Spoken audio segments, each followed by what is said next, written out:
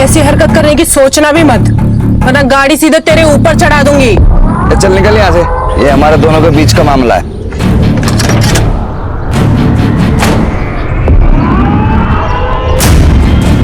ये हमारे भी बीच का मामला है। प्रिया मेरी बेस्ट फ्रेंड है, अगर आइंदा इसके आसपास भी नजर आया ना तो गाड़ी सीधा तेरे घर में घुसा दूंगी। नीति, नीति, चल निकल यहाँ से, निकल। देख लो मत। तो उसको झेलती क्यों है? गरीबों को तो झेलना ही पड़ता है ना। और वैसे भी किस्मत का क्या पता, कल को अगर मुझे इससे ही शादी करनी पड़ जाए। ऐसा सोचना भी मत, वरना गाड़ी तेरे ऊपर ही चढ़ा दूंगी मैं। देख, अगर पैसे की प्रॉब्लम है ना तो तू मुझे बता दे, मैं पापा से बात कर लूंगी, तेरी कहीं ना कहीं जॉब लगवा देंगे वो तो अच्छा हुआ मेरा ड्राइवर आज गुटली मार गया, तो मुझे खुद डिलीवरी करने निकलना पड़ा। लड़की होके तू कंपनी चलाती है, डिलीवरी भी खुद ही देने जाती है, इतना सब कुछ तू कर कैसे लेती है? अरे हिम्मत हो तो सब कुछ पॉसिबल है, तू भी कर सकती है। चल तुझे घर छोड़ देती हूँ।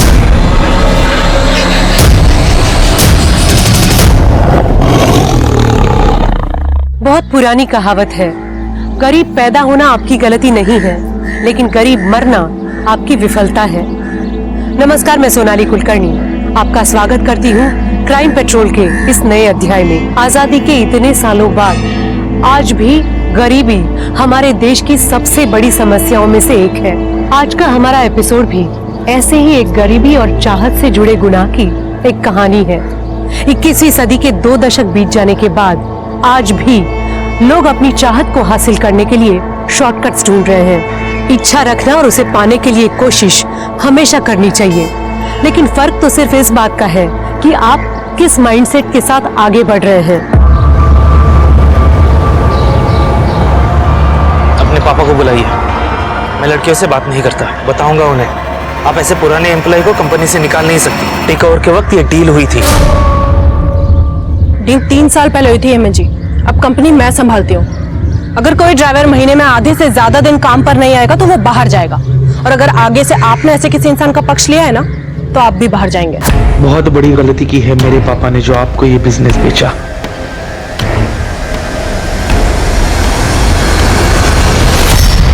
दीदी, आपके झगड़े फिर से चालू हो गए। अरे तो क्या करो स्वाति, ऐसे लोग ऑफिस आकर लड़कियों को धमकाएंगे, उनको परेशान करेंगे, तो ऐसे लोगों को ऐसे ही हैंडल करना पड़ता है। अरे दीदी, तो पापा से बात करो ना, आप क्यों झगड़ा करते फिरते हो? नहीं नहीं, पापा को पहले ही 10 टेंशन है फैक्ट्री की। स्वाति मेरी बात सुन, पापा को कुछ भी नहीं बोलेगी, ठीक है? अरे बोला था ना आराम से काम करो।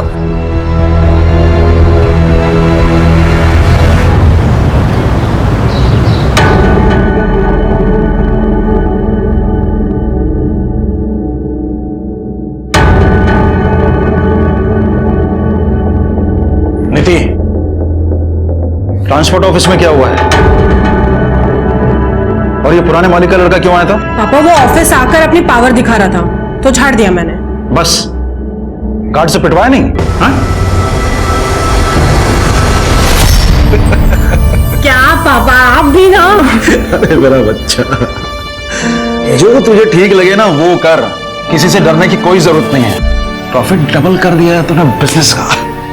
बल्कि मैं तो ये सोच रहा था कि अपनी आयरन फैक्ट्री बंद करके तेरे साथ ट्रांसपोर्ट ऑफिस में बैठ जाता हूँ, बस एक बार तेरी शादी करो। पापा ये शादी, अरे रुक ना बेटा, ये देख कुछ फोटोग्राफ्स आए। अरे देख तो सही, इनमें से तेरे बिजनेस के साथ किसी को कोई भी प्रॉब्लम नहीं है। ये लड़के वड़के देखना नहीं होता मुझसे, एंड आई नो आप मेरे लिए जो चुनोगे बेस्ट चुनोगे।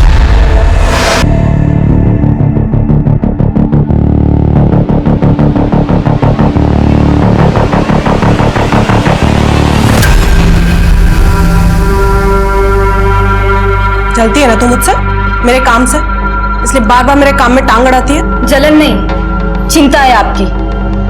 ठीक है, करो जो आपके मन में है, लड़ो लोगों के साथ, कोई कुछ कर देगा किसी दिन तो। अपना मेकअप का कोर्स करने मुंबई जा, और आइंदा मुझसे बात मत करना।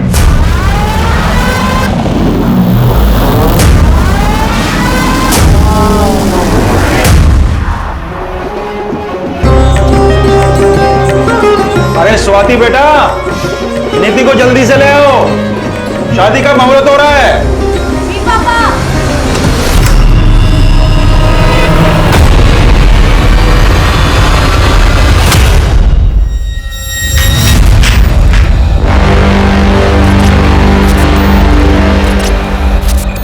आप दीदी को लेके आएंगे प्लीज?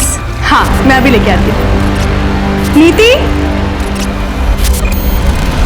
नीति, अंकल जी। क्या हुआ? स्वाति, अंकल जी, अंकल जी नीति कमरे में नहीं है। कमरे में नहीं है? मैंने बाथरूम में भी चेक किया, वहां पे भी नहीं है। अरे यहीं कहीं इधर उधर घर में होगी, तुम अंदर जाके देखो जल्दी। नीति, नीति, नीति, नीति, नीति, नीति, बस कीजिए, समझिए। अब आप बता दीजिए कहाँ भगाया है अपनी बेटी को? क्या बकवास कर रहे हैं आप? मैं क्यों अपनी बेटी को उसी की शादी से भगाऊंगा? मैं सब समझ चुका हूँ कि आप क्या क्या कर सकते हैं। ये सब किया धरा आपका ही है। या तो आप यहीं बता दीजिए, नहीं तो पुलिस पूछेगी आपसे ये सवाल। सर, इतना इंतजाम करके खर्चा करने के बाद अपनी ही बेटी को उसी की शादी से भगाऊंगा मैं? क्यों? तो फिर निधि शादी के जोड़े में इतने सारे मेहमानों के बीच में से गायब कैसे हो गई? सर, मैं बता रहा हूँ आपको, सब कुछ किया धरा इसी आदमी का है। कोई मालदार पार्टी मिल गई होगी इसको, इसलिए मेरे 20 लाख रुपए देने के लिए। क्या 20 लाख? क्या सर, वो इसने कहा था कि 20 लाख कैश शादी में देगा। मतलब चीचा को 20 लाख रुपए नहीं मिले, इसलिए चीचा रूठ गए। चलिए आपको 20 लाख रुपए दिलाते, लेके जाओ इनको।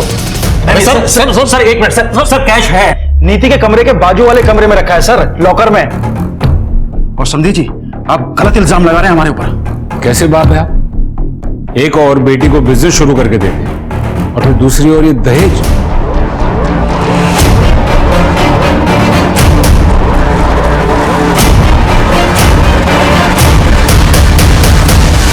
क्या लॉकर खुला है और पैसे गायब हैं? सर, मैंने पैसे लॉकर में ही रखे थे सर, मुझे याद।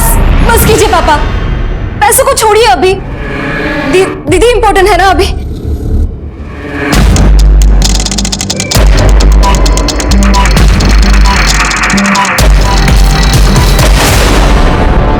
देखिए, नीति बिजनेस करती है और जाहिर है कि बिजनेस में राइवल्स तो होंगी, तो उसका किसी के साथ कोई झगड़ा या फिर किसी पर आपको कोई शक? हेमंत हो सकता है, या फिर वो प्रिया का आशिक अभय। अभय और हेमंत वाली बात तो पुरानी हो गई है। तू ब्यूटी पार्लर के कोर्स के लिए मुंबई चली गई थी, तुझे कुछ नहीं पता है। सर, वो आए दिन नंदू टेरिस पर आ जाता था। नंदू? जी, नीति के लिए उसका रिश्ता आया था। बताया गया था कि वो डॉक्टर है, लेकिन बाद में पता चला कि वो किसी अस्पताल में छोटी सी जॉब करता है, सिर्फ 30,000 रुपए कमाता है। तो मैंने रिश्ता कैंसिल कर दिया। इसी बात को लेकर पूरी फैमिली झगड़ा करने आती थी, और खास करके वो नंदू। तो क्या करता? नीति के पापा उससे बात तक नहीं करने देते थे, इसीलिए एक दफा बात करने के लिए टेरेस के थ्रू गया था। लेकिन इसका ये मतलब नहीं होता ना कि मैं नीति को उठा कर लेके जाऊंगा। मेरे हॉस्पिटल में मेरे बारे में पूछताछ कर लीजिए। आज तक किसी के घर में डाका डालने की नौबत नहीं आई नंदेश शर्मा की। मैं नीति जितना नीच नहीं हूं सर कि बिजनेस के लिए इस हद तक गिर जाऊंगा। आप किसी से भी पूछ लीजिए, उस रात मैं अपने घर पे था और ये जो उसकी हरकतें थी ना, ये तो होना ही था उसके साथ। हाँ, मैं गया था वहां पे। नीति के बगल में ही मेरे चाचा जी रहते हैं, उनकी लड़की का बर्थडे है आज, इसलिए गया था। अरे साहब, कुछ करना होता ना तो 6 महीने पहले कर देता। 6 महीने इंतजार क्यों करूंगा? वैसे भी मेरी और प्रिया की शादी होने वाली है। पर प्रिया तो तुम्हें पसंद ही नहीं करती है ना? साहब, प्रिया तो मुझे हमेशा से पसंद करती थी, और वो नीति है जो उसको मेरे खिलाफ भड़काती रहती है। एक नंबर की चालाक लड़की है।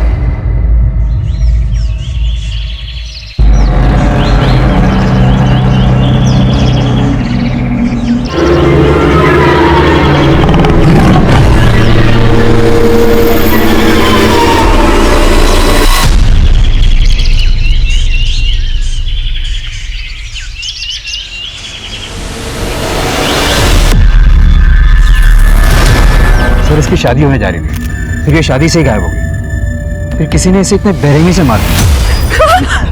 नीति!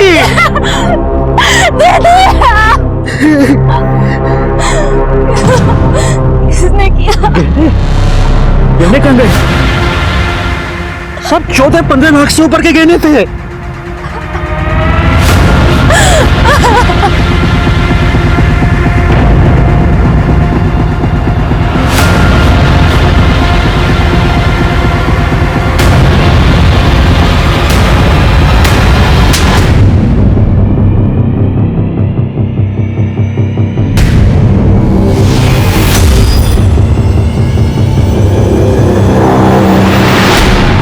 साहब, मालूम है मेरे को मैं काम पे जाता हूँ और तुम पीछे से किसी और मर्द के साथ गुस्सा नहीं उड़ाती है।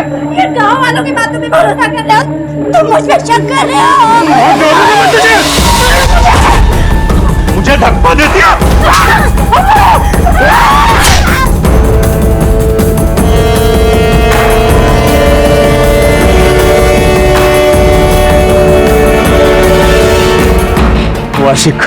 वो आशिक तेरी माँ को मार के भाग गया। सुन, जब हम बाहर थे वो खिड़की के रास्ते से घर में घुसा, कुल्हाड़ी से तेरी माँ को मारा और भाग गया। यही बोलेगा तू टेंशन मत ले, मैं सब ठीक कर दूंगा, ठीक है?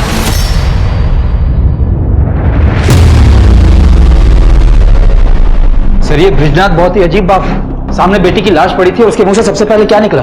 गया ना? पांडे, अगर ये ब्रिजनाथ अपनी ही बेटी नीति को प्लान करके गायब करता है तो फिर ये नीति की लाश? एक काम करो, ये ब्रिजनाथ का फोन मंगवा। एक मिनट बताइए बात क्या है? मुझे मिलने दीजिए साहब से। एक मिनट मैडम, बोलिए क्या बात है? मेरा एक कुत्ता था साहब, एक रात वो घर नहीं आया, करीब 6 महीने पहले की बात है। आपके कुत्ते का और नीति का क्या कनेक्शन? 3 दिन तक मैंने उसे पूरे शहर में ढूंढा, पर मिली उसकी लाश ठीक उसी जगह जहां आपको उस दुल्हन की लाश मिली थी, और ठीक उसी तरह चीर-फाड़ करी हुई जैसे उस दुल्हन की थी। मतलब आप ये कहना चाहती कि वो दुल्हन और आपके कुत्ते का कातिल एक ही इंसान है? एक ही है, पर इंसान नहीं, शेर।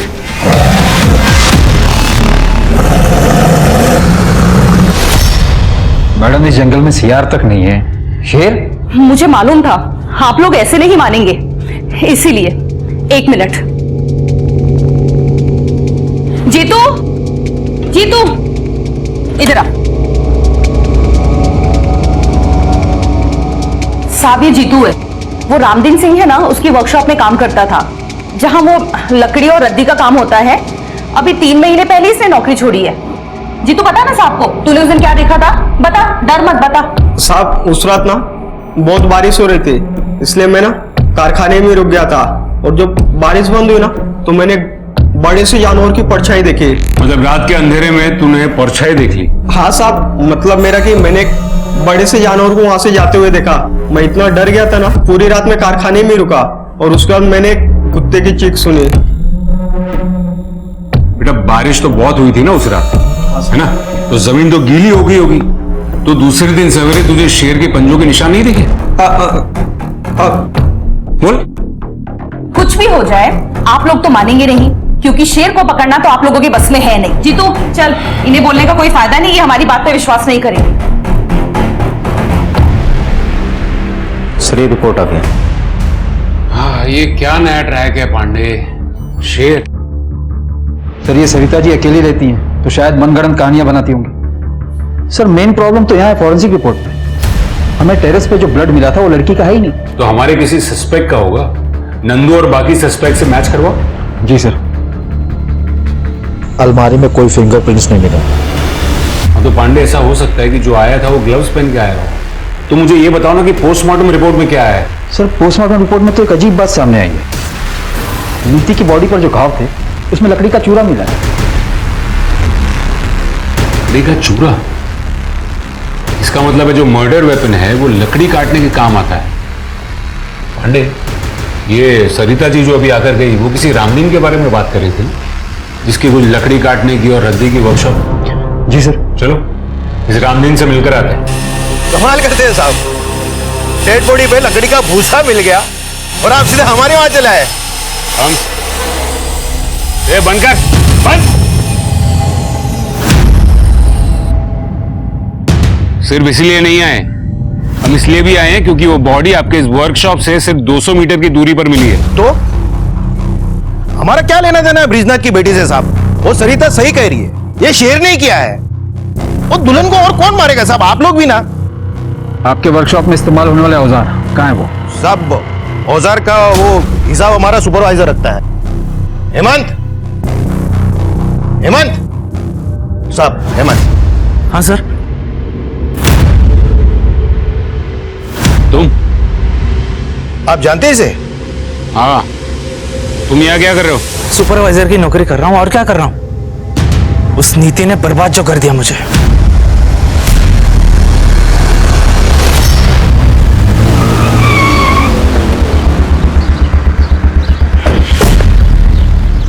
पांडे, ये हेमंत जितना सीधा दिखता है उतना सीधा लगता नहीं है। पर सर हमने पता तो किया था, हेमंत के कॉल रिकॉर्ड के हिसाब से उस रात वो अपने घर पर ही था। और तो और आईपी भी चेक किया उसने, वो उस वक्त ऑनलाइन कुछ वीडियोस देख रहा था।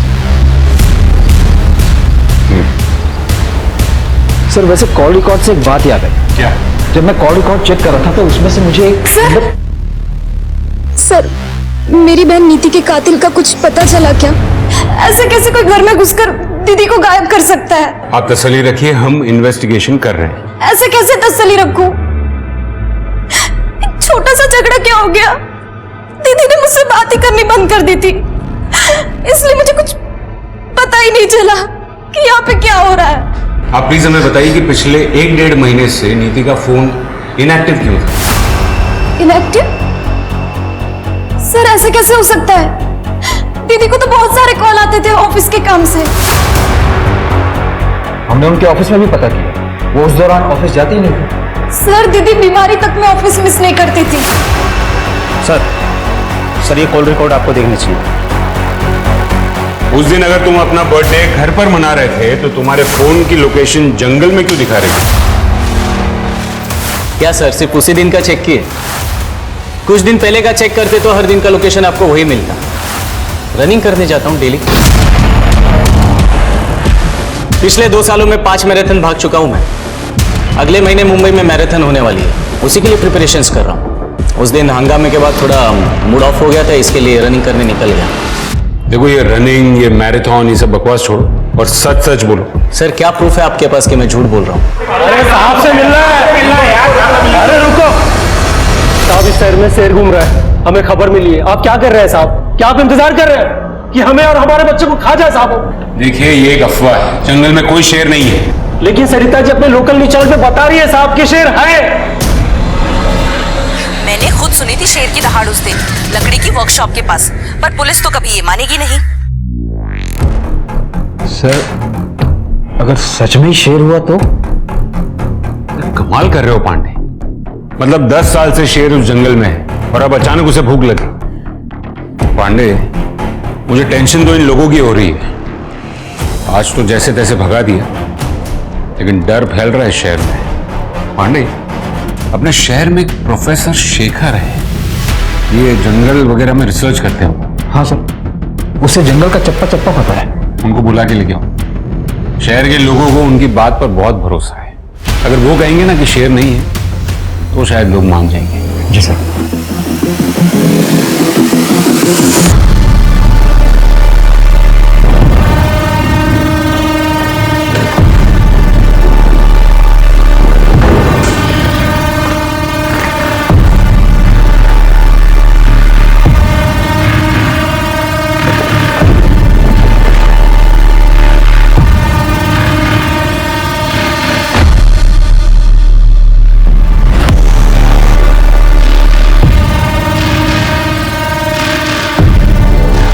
मेहनत से बिजनेस सेटल किया है। घर के काम नहीं कर पाऊंगी, ऑफिस जाना पड़ता है रोज।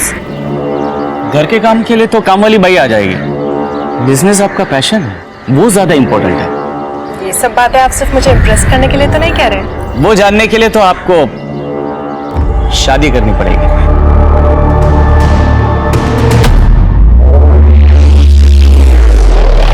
दस साल से चल रही है शेर की कहानी। एक सर्कस कंपनी आई थी, उनके पास शेर तो था नहीं, लेकिन उन्होंने पूरे शहर में ढिंढोरा पीट दिया कि शेर का खेल दिखाएंगे।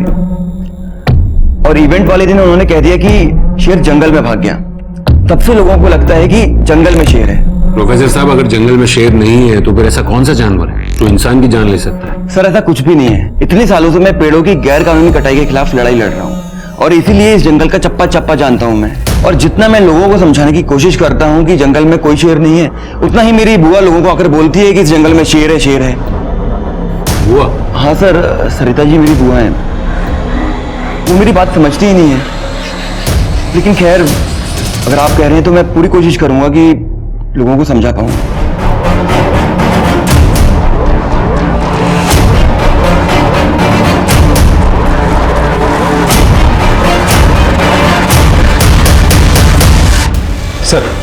सर ये ब्रिजनाथ सीधा आदमी नहीं, ये तो लगा था, पर इतना घटिया आदमी होगा ये नहीं सोचा था।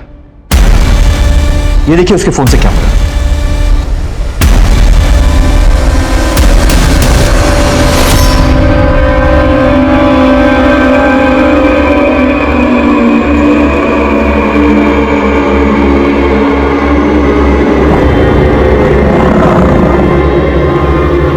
कौन है?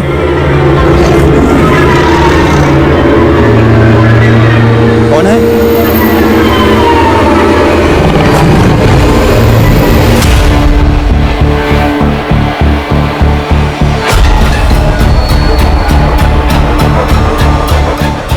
सर, मैं क्यों अपनी बेटी की ऐसी फोटोग्राफ्स लूंगा?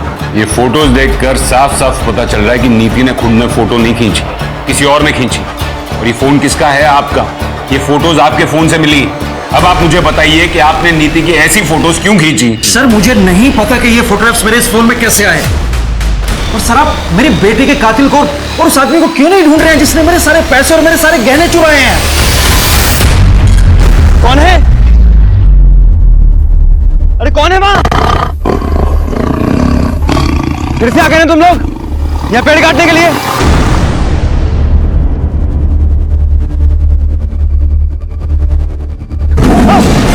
बचाओ! बचाओ! कोई है!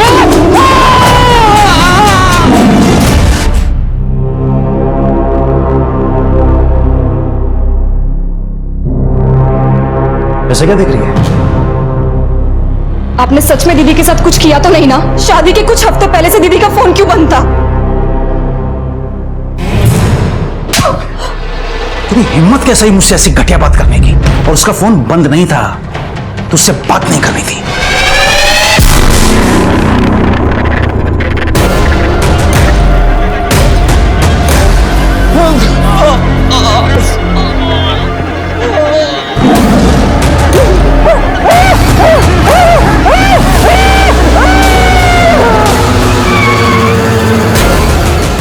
पांडे, ये ब्रिजनाथ के बारे में A to Z सब पता करो, पूरी कुंडली निकालो उसकी। जी सर।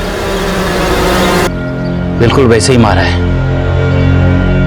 ये शेर का ही काम लग रहा है भाई। पक्का शेर का काम है ये। जंगल में पेड़ों की बेहिसाब कटाई और नेचर के साथ होती छेड़खानी के कारण आजकल जंगली जानवरों का इंसानों पर हमला करना आम बात है। कुछ ऐसा ही यहाँ भी हो रहा था। गांव के लोगों ने तो इस बात को मान लिया था कि इन सब हत्याओं के पीछे शेर है, लेकिन पुलिस अब भी इस बात को मानने के लिए राजी नहीं थी।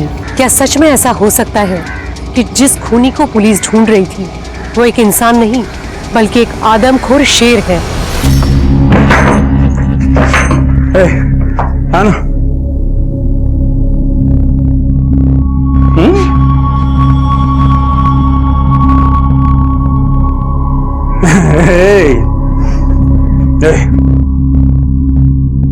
जब वो बोला था ना सब ठीक कर दूंगा मैं, एक बार फिर से अपना घर बस रहा है।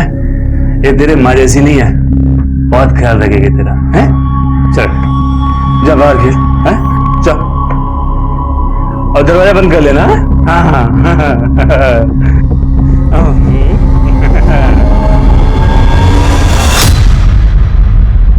सर, बॉडी की कंडीशन देख के तो लग रहा है कि यह किसी जंगली जानवर का काम है। देखिए डॉक्टर, मुझे आपसे ये शेर वाली कहानी नहीं सुननी। मुझे ये बताइए, अगर किसी इंसान ने मारा हो तो कैसे मारा होगा? तो सर, उसके लिए दो हथियारों का इस्तेमाल एक ही साथ हुआ है। एक कुछ हथौड़ी जैसा और दूसरा धारदार औजार। ठीक है सर, दुल्हन की बॉडी पर से जेवर गायब थे। अब ये काम शेर का तो नहीं हो सकता ना? पर सर, शेखर की बॉडी पर ना जेवर थे ना पैसे, फिर कोई आदमी उसे क्यों मारेगा? सर, कहीं सच में कोई शेर तो नहीं जो जंगल से नदी पार करके इस तरफ आया हो? पांडे, नदी के पार जंगल नहीं गांव है, और फोकस शेर पे नहीं इस पे करो। 3 साल पहले शेखर ने रामदीन के खिलाफ इलीगल पेड़ की कटिंग को लेकर कंप्लेन दर्ज की थी। मतलब रामदीन के पास शेखर को मारने का मोटिव था, लेकिन उसने अपने वर्कशॉप के पास ही क्यों मारा? सवाल ये नहीं है पांडे, सवाल ये है कि रामदीन ने शेखर को मारने में 3 साल क्यों लगा दिए? या फिर ऐसा हो सकता है कि नीति और शेखर ने रामदीन को एक साथ देख लिया हो पेड़ काटते हुए। सर, इस रामदीन को उठा लो। नहीं, अभी नहीं, फिलहाल उसके खिलाफ सबूत इकट्ठा करने होंगे। एक काम करो, रामदीन की पास्ट और प्रेजेंट की पूरी हिस्ट्री निकालो और देखो कोई ऐसा मिलता हो जिसे वर्कशॉप के अंदर की सारी डिटेल्स पता हो। सर, वो जीतू था ना जो रामदीन के वर्कशॉप में काम करता था? मैं कह रहा था मैं नहीं आ पाऊंगा इस बार त्योहार पे। यहाँ पे एक अजीब सा मर्डर का केस आया है। पर भैया देखो ना, कुछ हो सकता हो तो। नहीं हो पाएगा, एक दुल्हन का मर्डर हुआ है ना, वो भी बड़ी अजीब तरीके से, पूरा चीर फाड़ दिया उसको। एक दुल्हन के मर्डर का केस हमारे थाने में भी आया था कुछ 1 साल पहले, सेम वैसे तरीके से उसे भी चीर फाड़ दिया गया था और आज तक ये केस सॉल्व नहीं हो पाया। शेर की बात ही हो रही। सर मेरा भाई श्याम मेरे गांव पालिका का कांस्टेबल है। तो सर उसके थाने में भी सेम केस आया था जो अभी तक सॉल्व नहीं हुआ है। सर शेर का तो पता नहीं, लेकिन मर्डर जो है लगभग सेम तरीके से ही हुआ है। और सर जिसका मर्डर हुआ था ना, वो एक दुल्हन ही थी। कब हुआ था ये? और उस केस की और कोई डिटेल्स हैं? सर करीब 1 साल पहले की बात होगी, लेकिन सर दुल्हन की आइडेंटिटी अभी क्लियर नहीं हुई है। ठीक है, वहां के ऑफिसर से बात करवाओ। जी सर। साहब वो ब्रिज जी के यहाँ पे ज्यादा पैसे मिल रहे थे मुझे, इसलिए मैं वर्कशॉप पे नौकरी छोड़ दी थी। और वहां पे शेर का भी तो खतरा था ना साहब। मेरे सामने शेर की बात मत करना, समझा? अच्छा मुझे बता कि तेरे वर्कशॉप पे कोई अक्सर रामदीन को मिलने आता था क्या? हाँ, हफ्ते में 1 दिन उनसे कोई तो मिलने आता था। उस दिन सबके जाने के बाद साहब वर्कशॉप में अकेले रुकते थे। साहब उस दिन मैं अपना झोला भूल गया था, इसलिए वापस लेने गया था। क्या कर रहा है तू इधर? मेरी छुट्टी हो गई ना? साहब मेरा झोला भूल गया था मैं यहाँ पे। हो गया ना? चल निकल। आ गया वो, आ जाओ। कौन था वो? साहब मैं ज्यादा कुछ नहीं देख पाया था, रामदीन जी ने मुझे भगा दिया था वहां से। सर एक मिनट। सर ब्रिजनाथ के मोबाइल में जो फोटो मिले थे उन्हें इनलार्ज करवाया। सर ये फोटो में देखिए किसी का रिफ्लेक्शन दिख रहा है, नीति की फोटो खींचते हुए। ये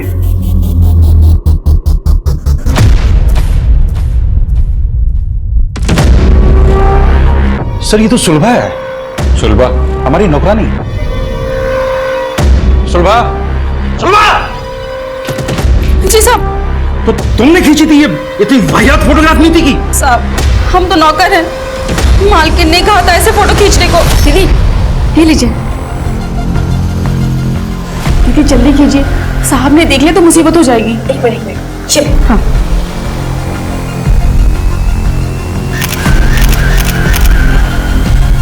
पर दीदी के पास खुद का अपना फोन था, तो पापा के फोन से क्यों खिंचवाएंगी?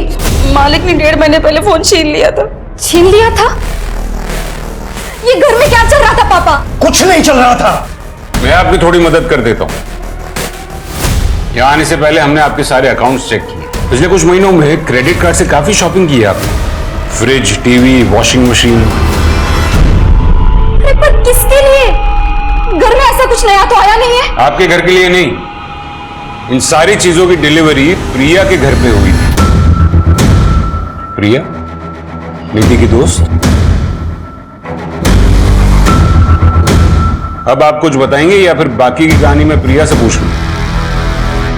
क्या करती सर, घर में खाने तक को पैसे नहीं थे और फिर ब्रिज जी मुझे मिले।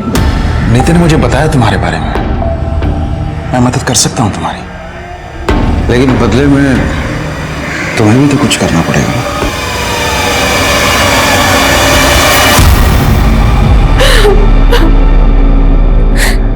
मेरे पास और कोई रास्ता नहीं था सर। और नीति को यह बात कब पता चली?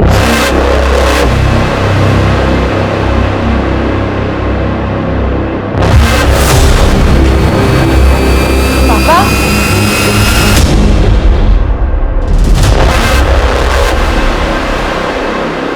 और जब नीति ने आपकी इस हरकत का विरोध किया तो आपने उससे उसका फोन छीन लिया, उसका ऑफिस जाना छुड़वा दिया। वो अपने बाप से बदतमीजी कैसे कर सकती थी? और बच्चों को संस्कार सिखाने के लिए ना ऐसे कदम उठाने पड़ते हैं। संस्कार नहीं, डर। इस बात का डर कि कहीं आपकी काली करतूत जमाने के सामने ना आ जाए। और आपको लगा होगा कि शादी के बाद तो आप नीति जैसी कॉन्फिडेंट लड़की को रोक नहीं पाओगे। तो पापा आपने दीदी को, इसलिए शादी वाले दिन भी आप सब प्रिपरेशन छोड़ के आधे घंटे के लिए कहीं चले गए थे और आते ही आपने दीदी को बुलाने के लिए कहा था। फूल लाने के लिए गया था, पंडित जी ने अचानक से फूल लाने के लिए बोल दिया था। तो आपने अपनी प्रिया को कहा होगा कुछ करने के लिए। नहीं, ब्रिज जी ने मुझे कुछ नहीं कहा था। नीति मुझसे नफरत करने लगी थी कई बार तो उसने मुझे थप्पड़ भी मारा था, लेकिन मैंने उसे कुछ भी नहीं कहा और कहती थी किस मुंह से मुझसे ये सब कुछ और झेला नहीं जा रहा था, इसलिए मैंने अभय से शादी करने के लिए हाँ कह दिया। सर, वो गांव से ऑफिसर का फोन। हाँ जी, मुझे वो दुल्हन वाले मर्डर केस की डिटेल्स चाहिए थी। हाँ सर, एक फ़ोन मिला था उसके पास से, लेकिन वो बहुत ही डैमेज था और लॉक भी था। बहुत टाइम लग गया उसको ठीक करने में और अनलॉक करने में। अब करीब 1 साल के बाद अनलॉक हुआ तो पता चला कि वो यहीं गांव के पास ही रहती थी। दुल्हन की फैमिली का कहना था कि उस लड़की का किसी के साथ चक्कर चल रहा था, लेकिन किसके साथ वो हमें पता नहीं। Thank you very much. और कोई डिटेल्स मिले तो हमारे साथ शेयर कीजिएगा। Okay sir. मेरा पूरा परिवार बिखर गया। सर प्लीज बता दीजिए कौन है मेरी दीदी का कातिल। पापा, देखिए, हमने पता लगाया आपके पिताजी वाकई में फूल लेने गए थे, तो फिर और कौन रह जाता है? नीति का बॉयफ्रेंड। बॉयफ्रेंड? नहीं सर, ये हो ही नहीं सकता। दीदी का फोकस सिर्फ बिजनेस पे ही था और दीदी तो ये शादी से भी बहुत खुश थी। तो फिर एक जवान लड़की ऐसे फोटोज किसके लिए क्लिक करेगी? हमने फोन भी चेक किया, हमें कोई नंबर नहीं मिला। शायद वो इंटरनेट कॉलिंग से बात किया करती थी। और इस केस में ये पॉसिबल है कि घर से चोरी नीति ने या फिर नीति और उसके बॉयफ्रेंड ने मिलकर की थी। पैसे दीदी ने नहीं चुराए थे, मैंने चुराए थे। मुझे अपना ब्यूटी पार्लर खोलने के लिए पैसे चाहिए थे और पापा को मुझ पे भरोसा ही नहीं था और दीदी मुझसे बात ही नहीं कर रही थी।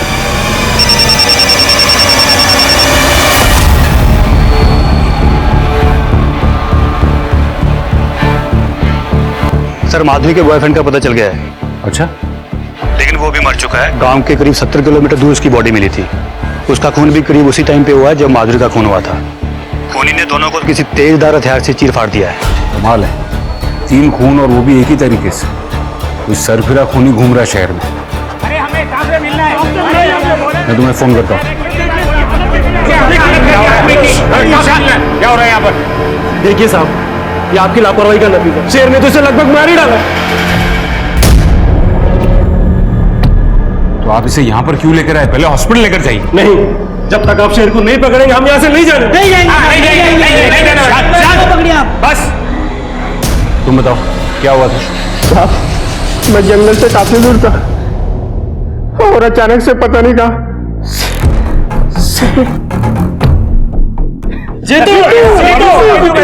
देखिए, आप लोग विश्वास रखिए, हम आज के आज ही जंगल विभाग से बात करेंगे, लेकिन आप प्लीज इसे पहले हॉस्पिटल लेकर जाइए। पांडे जी साहब। समझ 2-4 लोग गांव के मरेंगे नहीं ना जब तक।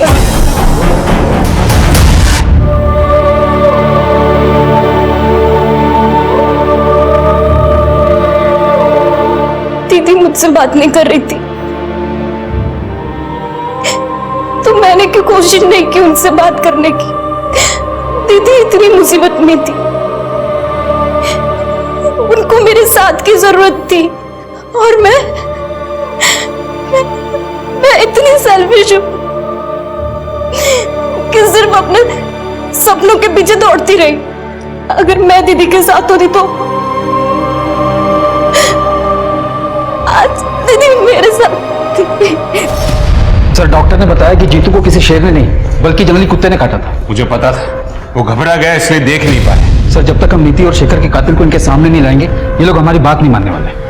सर, वो रामदीन के बारे में पता करने के लिए बोला था ना सर आप?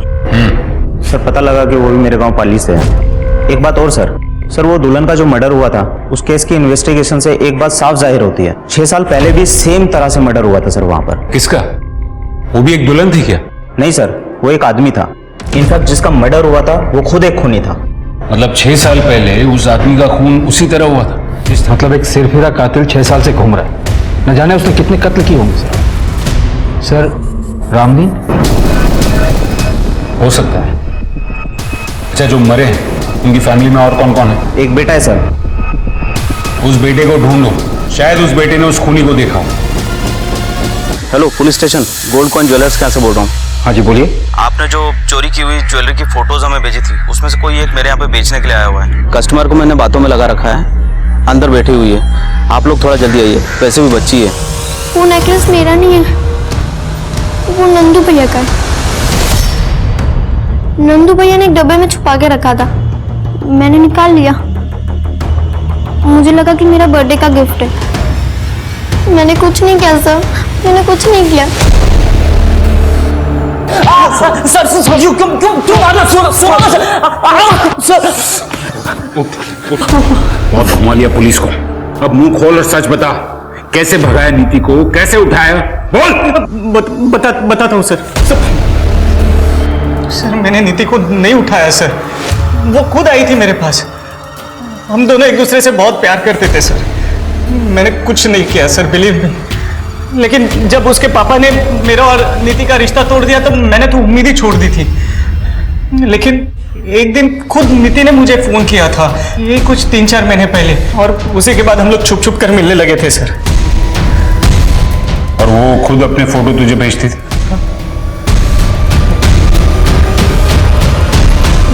जी सर, बॉयफ्रेंड था मैं उसका। लेकिन भागने का प्लान नीति ने बनाया था और हम लोग भागकर सीधा मुंबई जाने वाले थे। और बराबर शादी वाले थे? हाँ, मतलब नीति का ऐसा प्लान था कि शादी वाले दिन उसके पास ढेर सारे गहने होंगे तो मुंबई में हम लोग आराम से सेटल हो जाएंगे। सारा नीति का आइडिया था, सब राजी खुशी हुआ। तो फिर टेरेस पर खून कहां से है और वो जंगल के बाहर डेड बॉडी? जंगल में डेड बॉडी का तो नहीं पता सर, लेकिन वो टेरेस पे खून वाला प्लान मेरा था।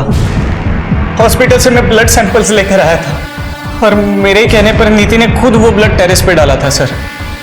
एक्चुअली मेरा और नीति का उस दिन जंगल में मिलने का प्लान था। नीति अरे कहाँ हो यार तुम? नीति तो नहीं मिली, लेकिन उधर झाड़ियों में उसका पड़ा हुआ नेकलेस मिला सर।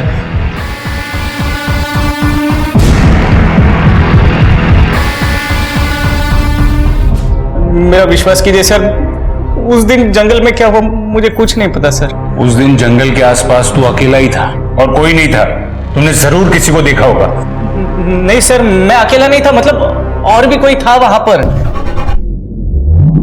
दूर से उसकी शक्ल देख तो नहीं पाया, लेकिन हाँ वो लंगड़ा कर चल रहा था। शायद उसके पैर में कोई तकलीफ थी और वो रामदीन के वर्कशॉप की ओर जा रहा था सर। सर रामदीन के वर्कशॉप में कौन कितने बजे आता जाता है ये सुपरवाइजर हेमंत को जरूर पता हो। अच्छा, वो जिसके पाँव में दिक्कत है सर, वो तो टेम्पररी ड्राइवर था जिसे कुछ सामान लाने के लिए भेजा था। क्या नाम है उस ड्राइवर का? सर सुखबीर, जिसे उस नीति ने काम से निकाला था। मैंने कुछ नहीं किया सर, वो तो मेरी किस्मत ही खराब जो उस वक्त में फैक्ट्री गया था कुछ काम से।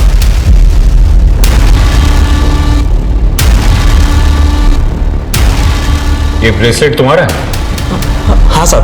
नया लिया? हाँ सर। पुराना कहाँ है? पुराना मैं दिखाता हूं। ये तुम्हारा ही है ना?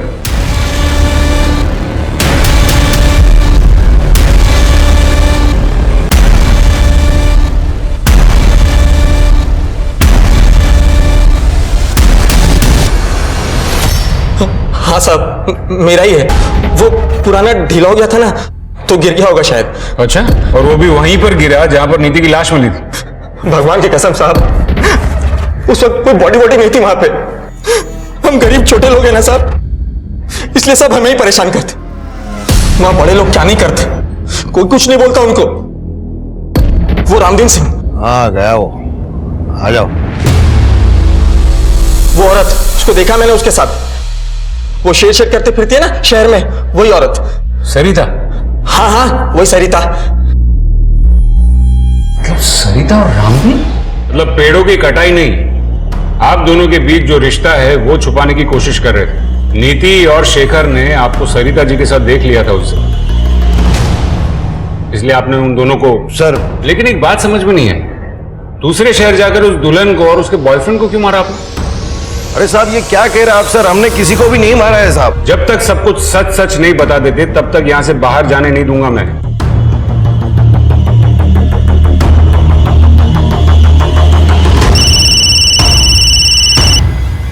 हाँ गुप्ता बोलो। सर उस बच्चे का पता किया है हमने यहाँ से। सर उसके हिसाब से वो बच्चा करीबन 1 साल पहले इसी कंस्ट्रक्शन साइट पे काम कर रहा था, लेकिन अभी वो यहाँ काम नहीं कर रहा है। लेकिन सर एक बात और पता चली है, वो दुल्हन माधुरी जिसका मर्डर हुआ था वो यहीं आसपास किसी स्कूल में काम करती थी, और सर उस बच्चे का घर भी इसी स्कूल के आसपास ही है। तो क्या इस माधुरी का उस बच्चे के साथ कोई कनेक्शन, या फिर उसके बाप के साथ कोई कनेक्शन? सर इतना तो नहीं पता, पर यहाँ पे एक गार्ड है, उसने बताया कि वो उस बच्चे को जानता था जब वो बच्चा यहाँ काम किया करता था। गुप्ता मैं एक काम करता हूँ, यहाँ डिस्ट्रिक्ट से एक स्केच आर्टिस्ट भिजवा रहा हूँ, उसका स्केच निकलवाओ। Right sir.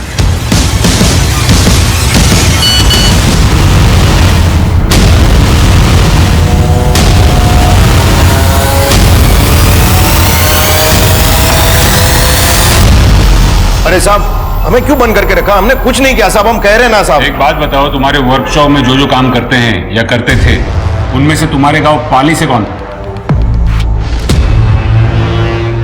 यही है वो? हाँ सर यही है वो।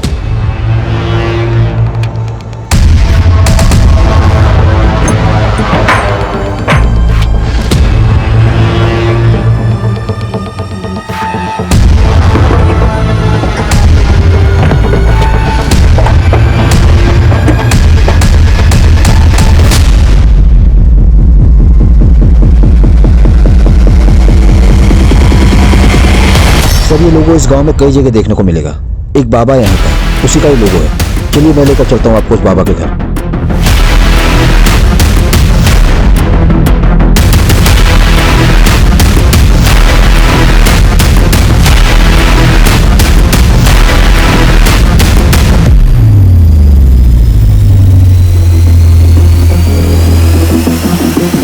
तुझे रामदीन ने इसीलिए काम पे रखा था ना, क्योंकि तू उसके गांव से है?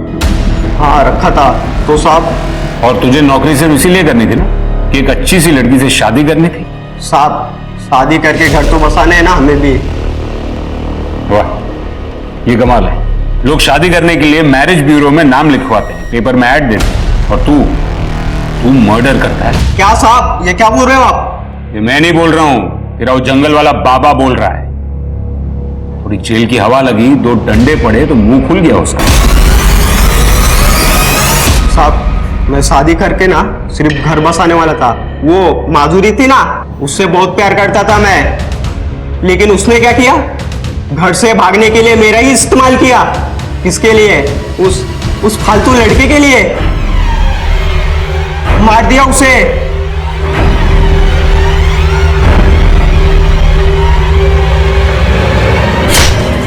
उसके बाद उसके यार को भी।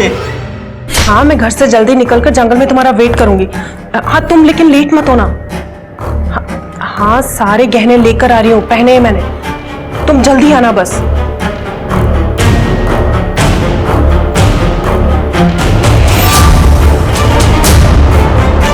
नीति ने क्या किया था, उसको क्यों मारा? बाबा ने कहा बलि दो सफलता मिलेगी। फिर बाबा ने मुझे बताया कुछ पाने के लिए बलिदान देना पड़ता है, बलि देनी पड़ती है। एक जानवर, एक लड़की को मारकर तुझे सफलता मिली, और शेखर उसकी बलि क्यों दी?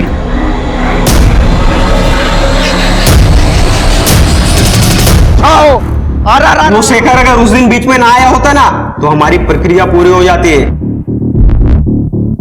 बे कौन है विधु? और ये यहाँ क्या कर रहे हैं?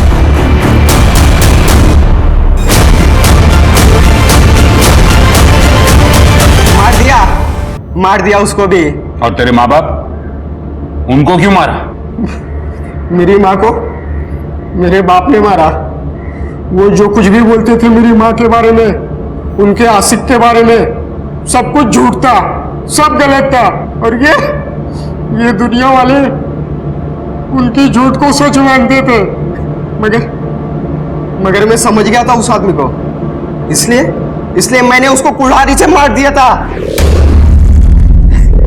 अब चिंता करने की कोई बात नहीं, बाबा ने मेरा शुद्धिकरण करवा दिया है। अब मैं शादी कर सकता हूँ, अपना घर बसा सकता हूँ। तेरा शुद्धिकरण तो बेटा अब हम करेंगे, और तेरा घर है ना, ये जेल में बसाएंगे। किसी चीज की बेहिसाब चाहत इंसान को गुनाह के रास्ते पर ले जा सकती है, चाहत पागलपन ना बने, इसके लिए हमें ये मालूम होना चाहिए कि हमें कब खुद को रोकना है। जीतू जैसे भोले और महत्वाकांक्षी इंसान की तलाश ऐसे ढोंगी बाबा को हमेशा होती है। वो उनके आसान टारगेट होते हैं। बाबा ने अपने लालच के लिए एक मासूम से बच्चे को एक बेरहम कातिल बना दिया। शादी करने के लिए उसके पागलपन का इस्तेमाल किया।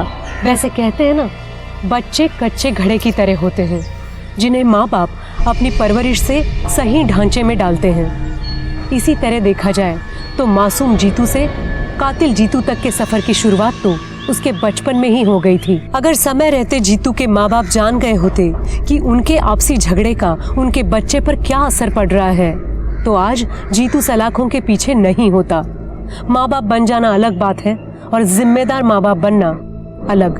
अब मैं सोनाली कुलकर्णी आपसे विदा लेती हूँ। फिर मिलेंगे क्राइम पेट्रोल सतर्क में एक ऐसे ही चौंका देने वाले केस के साथ। तब तक अपना और अपनों का ख्याल रखिए। आप जानते हैं हम सब एक मुश्किल दौर से गुजर रहे हैं। कृपया मास्क पहने, समय समय पर हाथ धोते रहें और उचित दूरी बनाए रखें। देखते रहिए क्राइम पेट्रोल सतर्क। जय हिंद। सफर मंजिल से ज्यादा खूबसूरत होते हैं, पर मेरी कोई मंजिल नहीं थी, सिर्फ पड़ाव थे। एक इंटर्न से प्रेस जर्नलिस्ट, प्रेस जर्नलिस्ट से टीवी रिपोर्टर और अगला पड़ाव न्यूज एंकर।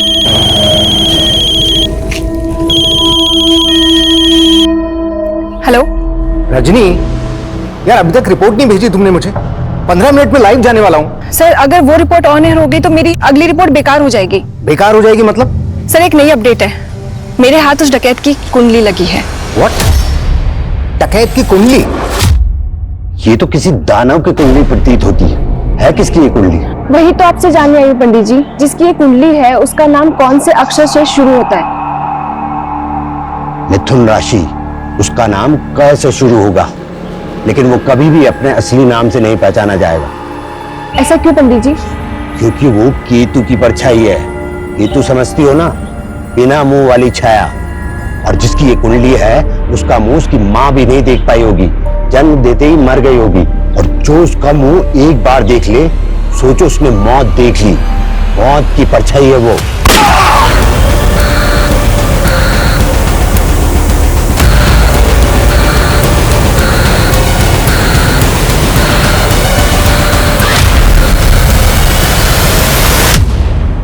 नमस्कार, मैं सोनाली कुलकर्णी क्राइम पेट्रोल सतर्क के इस नए अध्याय में आपका स्वागत करती हूँ। गुमनामी की जिंदगी किसी को पसंद नहीं होती, लेकिन किसी की गुमनामी ही उसकी शोहरत बन जाए तो वो हस्ती क्या होगी, ये जान के आप दंग रह जाएंगे।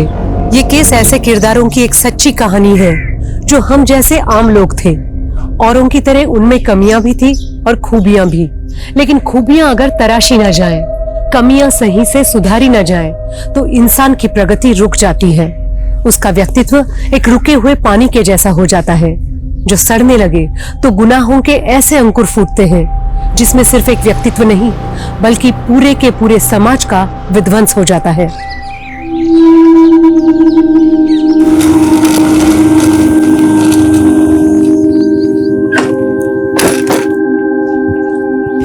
गुड मॉर्निंग पापा। Good morning. कल सुबह निकली थी तू और आज सुबह लौट रही है। मेरे पापा, आप तो मेरा काम जानते हो ना कि कैसा है। हाँ, सब जानता हूँ। दिन भर इधर उधर धक्के खा के खतरे मोल लेती रहती है। पापा। हाँ योगेश। रजनी, ब्रेकिंग न्यूज है। एसपी माहेश्वरी का मर्डर हो गया। क्या? हाँ, उनकी लाश उन्हीं की गाड़ी में उनके घर के सामने मिली है। लेकिन उन्हें तो बुधिया को पकड़ने का मिशन सौंपा गया था ना। हाँ, तो क्या बुधिया ने उन्हें भी? डकैत बुधिया, जिसको आज तक किसी ने नहीं देखा, लेकिन उसका आतंक आए दिन देखने को मिल रहा है। पिछले 10 साल में 100 से ज्यादा कत्ल करने वाले बुधिया ने इस बार अपना टारगेट IS रैंक के पुलिस ऑफिसर को बनाया।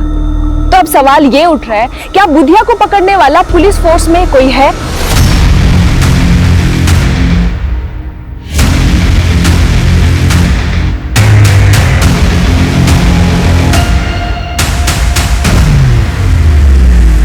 ये हमारे मिशन का नाम होगा, मिशन परछाई। अब तक बुधिया नाम की परछाई को पकड़ने के लिए 6 मिशन फेल हो चुके हैं और अफसोस की बात 6th मिशन तो शुरू होने से पहले ही खत्म हो गया था। जैसे ही एसपी प्रदीप महेश्वरी ने इस एरिया को ज्वाइन किया, कत्ल कर दिया गया उनका। या सर, महेश्वरी सर की गाड़ी का ड्राइवर दर्शन भी गायब है सर। मर्डर से एक दिन पहले महेश्वरी सर अपनी टीम को ब्रीफ देने के लिए सुबह 7 बजे अपने घर से निकले थे, पर वो मीटिंग में पहुंच ही नहीं पाए। एम्बैरेसिंग तो ये है सर कि अपने डिपार्टमेंट में ये रूमर उड़ रहा था कि बुधिया के डर से महेश्वरी सर कहीं गायब हो गए। What rubbish. महेश्वरी बैचमेट था मेरा, अच्छे से जानता हूं महेश्वरी को। एनीवे, हमें महेश्वरी के ड्राइवर दर्शन के गायब होने की कहानी भी पता करनी हो सकता है सर ये बुधिया का इन्फॉर्मर हो। As we all know, Budhiya के डर से अपने डिपार्टमेंट के कई लोग इन्फॉर्मेशन लीक कर देते हैं। इसलिए मैंने डीआईजी सर से बात करके इस मिशन के लिए कुछ सेलेक्टेड ऑफिसर रखे हैं। क्या अपडेट है बाकी सर? सर वो जतिन और रमेश ने अचानक सिक लीव ले ली। जानता हूं। अब तक 6 मिशन में 16 पुलिस वाले मारे जा चुके हैं। आई नो, हम अपने लिए नहीं बल्कि अपने परिवार के लिए कंसर्न होते हैं। Anyway, इस मिशन के लिए हमें सिर्फ और सिर्फ वो पुलिस वाले चाहिए जो अपने परिवार को भूलकर इस मिशन में शामिल हो। कब तक आ रहे हैं सर? 1 घंटे में रिपोर्टिंग कर देंगे सर। तब तक उस कांस्टेबल को बुलाओ जो महेश्वरी के घर पर सिक्योरिटी पर तैनात था। सर।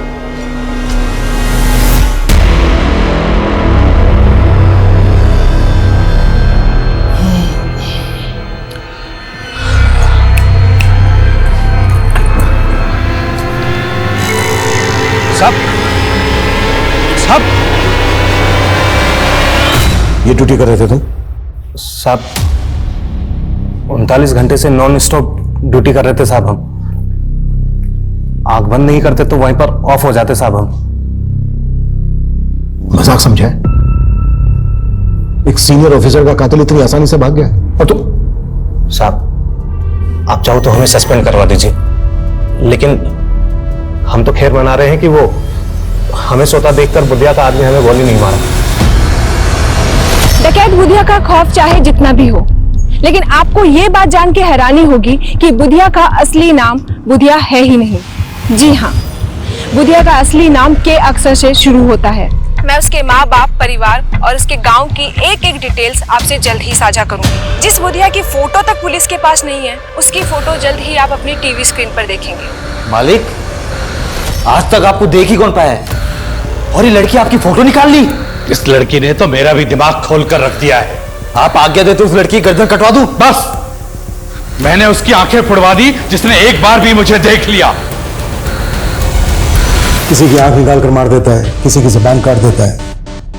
कई सरकटी लाशें मिली हैं जिनके मर्डर में बुधिया का हाथ माना जाता है। बिजनेसमैन, पॉलिटिशियन, आम आदमी। ऑन द रिकॉर्ड अब तक 151 से ज्यादा मर्डर केसेस, 72 डकैती, 67 किडनैपिंग। और कोई नहीं जानता कि वो दिखता कैसा है। पहले ऐसे कई लोगों को अरेस्ट किया गया सर, जिनको बुधिया गैंग का माना गया, लेकिन उनसे भी कोई इंफॉर्मेशन हाथ नहीं लगी। अब हमें नए सिरे से बुधिया और उसके गैंग की एक एक इंफॉर्मेशन निकालनी होगी।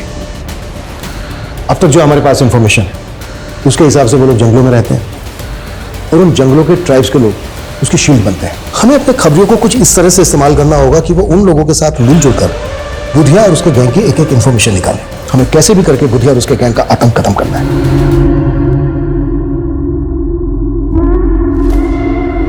मालिक का फोन है, बात करेंगे। जी जी मालिक। वो रिपोर्टर क्या बोल रही है? टीवी स्क्रीन पर मेरा फोटो होगा? नहीं मालिक, ये न्यूज वाले तो मसाला भेजते हैं। आपको आज तक कोई देख पाया भला? पर मैं उस रिपोर्टर को देखना चाहता हूँ। बड़ी खूबसूरत है वो। रजनी, तू आजकल बहुत बुधिया बुधिया कर रही है, देख संभाल के। कहीं ऐसा ना हो तेरे न्यूज एंकर बनने से पहले वो तुझे मरवा दे। तो मेरी फिक्र छोड़ दे, और रही बात न्यूज एंकर बनने की, तो तू सोच ले मैं न्यूज एंकर बन गई। बन गई मतलब ये, मेरे ऊपर एक बहुत बड़े आदमी का हाथ है और उसी की वजह से मेरे पास दूसरे चैनल से ऑफर आया। मतलब अपनी प्रोफेशनल जोड़ी अब टूटने वाली है। चल वो छोड़, ये बता कि अपनी शादी के बारे में क्या ख्याल है? अरे शादी करने की फुर्सत किसे है यार। अच्छा चल, मुझे निकलना है, मैं जाती हूँ। रजनी, अपनी ड्रिंक तो खत्म कर यार। मेरी पार्टी कहीं और है।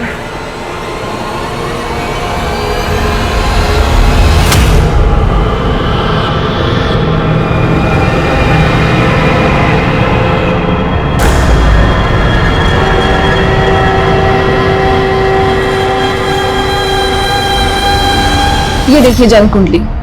जन्म कुंडली के आधार पर इंसान के जन्म स्थान का भी पता लगाया जा सकता है और मेरा अगला मिशन उसी स्थान पर जाना है जहां मैं बुधिया का असली नाम और उसका पता मालूम करूंगी। Very good. Thank you.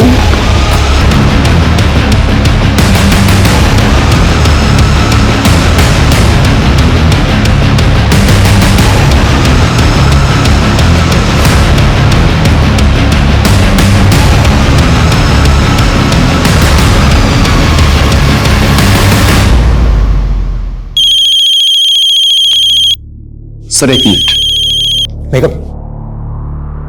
हाँ अंकल, योगेश, रजनी कल से घर नहीं आई है, उसका फोन भी स्विच ऑफ आ रहा है। कहाँ है वो? अंकल मैं भी उसे काफी देर से ट्राई कर रहा हूँ। मुझे भी समझ में नहीं आ रहा कि वो अब तक ऑफिस क्यों नहीं आई। क्या? इस एरिया में है एसपी महेश्वरी का घर। जाहिर सी बात है उन्होंने एसपी ऑफिस के लिए रूट लिया होगा और एसपी ऑफिस है इस एरिया में। तो उनके घर से लेकर एसपी ऑफिस के बीच ये 7 क्रॉसिंग है।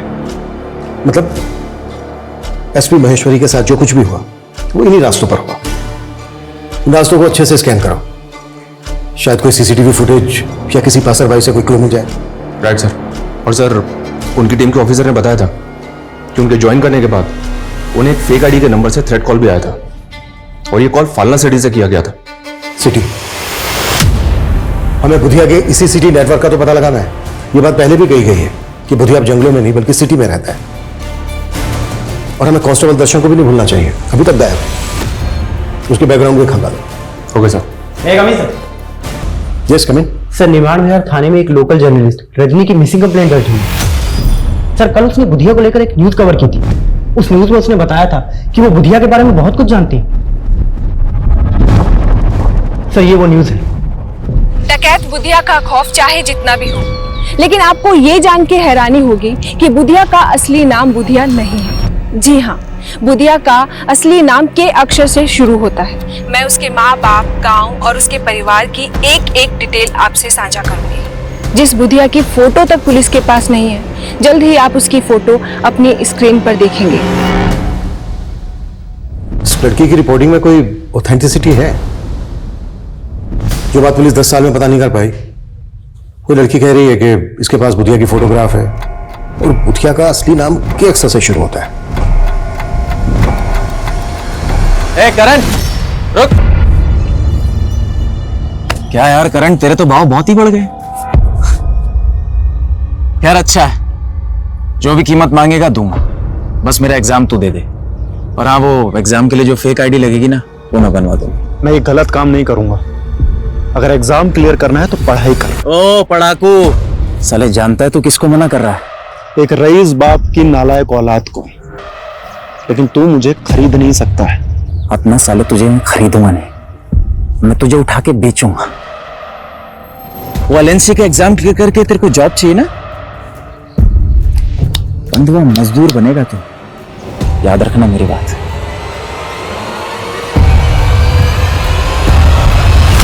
सर, मुझे नहीं मालूम रजनी डकैत बुधिया को लेकर क्या जानती थी क्या नहीं। आपने बताया कि रजनी रिपोर्टिंग के सिलसिले में कहीं बाहर गई थी।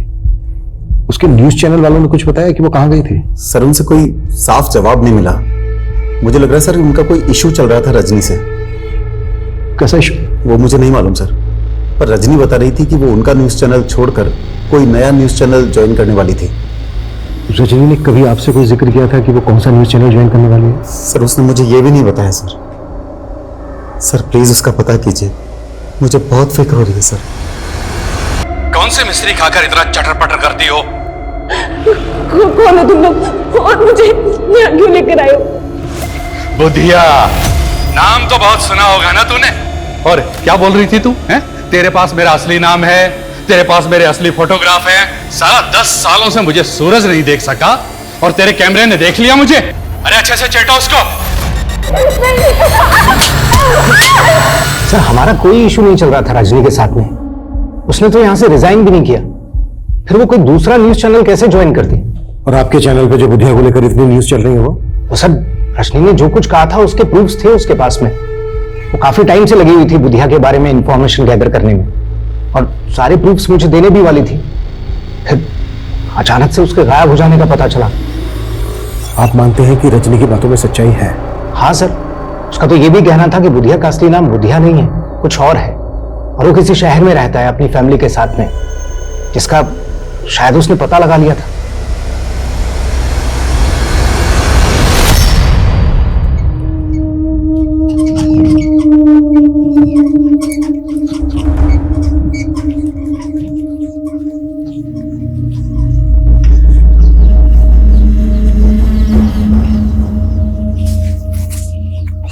पापा, तबीयत कैसी है आपकी? ठीक है बेटा। ये आपकी दवाइयां हैं, समय से ले लीजिएगा। हाँ, खाना मैंने बना के रख दिया है, वो भी खा लीजिएगा। अच्छा पिताजी, मैं निकलता हूँ, लेट हो रहा हूँ। अरे हमारी वजह से तुझे कितनी परेशानी हो रही है। तेरे इम्तिहान है और तुझे हमारी जगह नौकरी पे जाना पड़ रहा है। अरे पापा, आप फिक्र मत कीजिए, मैं ड्यूटी देते समय टाइम निकालकर पढ़ लेता हूँ। बस एक बार ये एग्जाम क्लियर हो जाए, उसके बाद ना तो मैं गार्ड रहूंगा और ना ही आपको इस नौकरी पर दोबारा जाने दूंगा। यकीन करना थोड़ा मुश्किल है, लेकिन अगर रजनी वाकई में बुधिया के बारे में इतना सब कुछ जानती तो हमारे लिए पता करना बेहद जरूरी है कि रजनी को क्यों और कैसे गायब किया गया। सर, हम रजनी के सीडीआर क्लोजली एग्जामिन कर रहे हैं। उसका फोन 2 दिन पहले एसजी रोड पर बंद हुआ था। हमारी टीम वहां भी इंक्वायरी कर रही है। और दूसरी बात यह सर कि रजनी कैमरामैन योगेश के साथ काफी टच में थी। ऐसा सुनने में आया कि इन दोनों का अफेयर भी चल रहा था। हो सकता है योगेश रजनी और बुधिया के बारे में काफी कुछ जानता हो। बुला उसको। सर, महेश्वरी सर के ड्राइवर कांस्टेबल दर्शन के बारे में एक बात पता चली। सर, 6 महीने पहले ग्रम्फू नाम के एक हिस्ट्री शूटर को अरेस्ट किया गया था। सर, जब उसे हियरिंग के लिए ले जाया जा रहा था तब वो पुलिस कस्टडी से भाग गया था। सर, उस वक्त कांस्टेबल दर्शन वहां मौजूद था। तुम्हारे कहने का मतलब ये है कि ग्रम्फू को भगाने में कांस्टेबल दर्शन ने मदद की होगी? सर, हो सकता है, क्योंकि सर हम भी यही मान रहे हैं कि कांस्टेबल दर्शन बुधिया का इन्फॉर्मर होगा। तो सर ये भी हो सकता है कि ग्रम्फू भी बुधिया के लिए काम करता हो। इस ग्रम्फू की एक डिटेल्स बताओ। सर, मुझे कोई आइडिया नहीं कि रजनी का सोर्स ऑफ इंफॉर्मेशन क्या था। मैं तो खुद हैरान था कि वो बुधिया के बारे में इतना सब कुछ कैसे जानती थी। रजनी के फादर ने मुझे बताया कि रजनी कोई बड़ा न्यूज चैनल ज्वाइन करने वाली थी। उसने कुछ बताया था कि वो कौन सा न्यूज चैनल ज्वाइन करने वाली थी? सर, इस बात से मैं भी बहुत हैरान था, क्योंकि वो कह रही थी कि उसके सर पर किसी बड़े आदमी का हाथ है जो उसको एक नेशनल न्यूज चैनल में एंकर की जॉब दिलवा रहा था। News anchor? किस बड़े आदमी का हाथ है उसके सर? सर, मुझे लगता है ये वो पॉलिटिशियन नरेंद्र सिंह था। एक्चुअली उसका रजनी से अफेयर था सर। हमें पता चला है कि रजनी का अफेयर तुम्हारे साथ चल रहा था, और तुम बोल रहे हो कि रजनी का अफेयर पॉलिटिशियन नरेंद्र सिंह के साथ चल रहा था। सर, मैं रजनी को बहुत पसंद करता था, लेकिन वो मुझ में इंटरेस्टेड नहीं थी।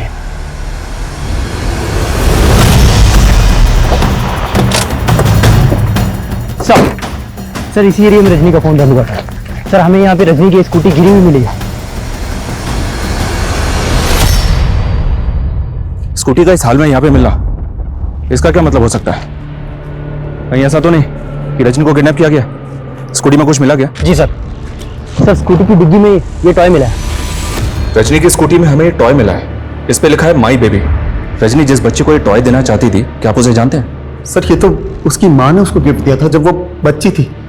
सर, अपनी माँ के गुजरने के बाद वो उसे हमेशा मिस करती थी। उसकी दी हुई चीज उसने आज तक संभाल कर रखी सर। पर अब सर क्या हुआ उसके साथ सर? अभी ठीक से कुछ कह नहीं सकते, पर हमें ऐसा लगता है कि शायद रजनी को किडनैप किया गया है। क्या? कहाँ है साहब?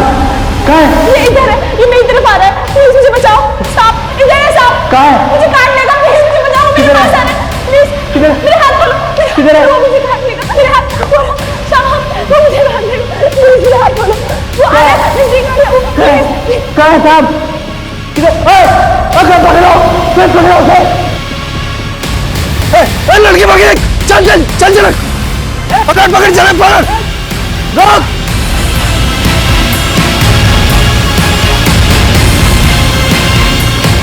कहाँ गई लड़की?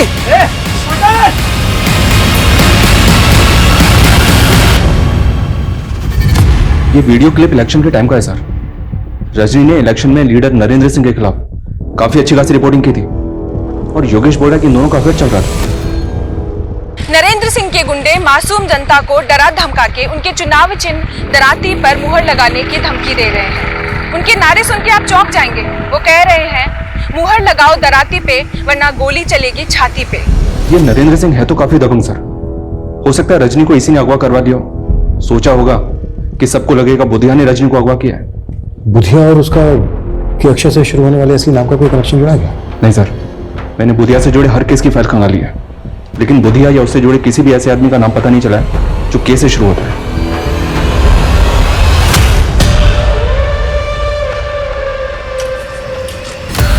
कौन है?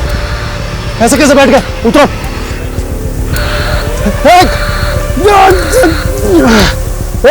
क्या चाहिए तुम्हें? कौन हो?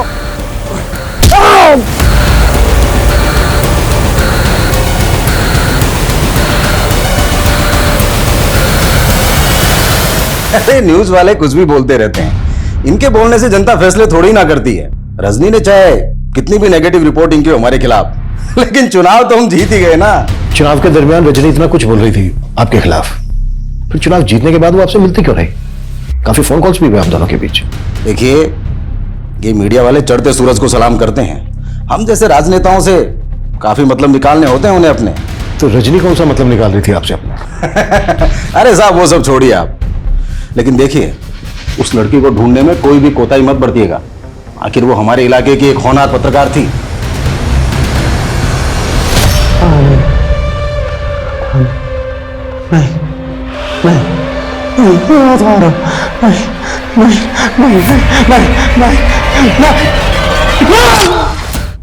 सर, रजनी की स्कूटी यहाँ से थोड़ी दूरी पर मिली थी हमें। हम इंक्वायरी कर रहे थे तो पता चला कि रजनी ने इस होटल में एक रूम बुक करवाया था। 6 तारीख को उसने चेक इन किया और 7 तारीख की सुबह उसने चेकआउट कर दिया, और 8 तारीख की सुबह रजनी के फादर ने उसकी मिसिंग कंप्लेंट फाइल की। सच नहीं है, अकेले आई थी या? चेक इन तो उसने अकेले किया था सर। बाकी हम सीसीटीवी फुटेज चेक कर रहे हैं। ये देखिए सर, रजनी ने चेक इन किया शाम को 7 बजे, और उसके आधे घंटे के बाद यह आदमी रजनी के रूम में जाता हुआ दिख रहा है। जब ये रजनी के रूम में गया तो उसके पास कुछ नहीं था, और जब ये रूम से बाहर निकला तो ये लैपटॉप का वही बैग लेके निकला जो रजनी अपने साथ लेके गई। इस आदमी के जाने के तकरीबन 12 घंटे के बाद, यानी कि अगली सुबह, रजनी अपने रूम से बाहर निकली। अरविंद, होटल का जो एंट्री गेट है उस पर जो सीसीटीवी है वो फुटेज दिखाओ।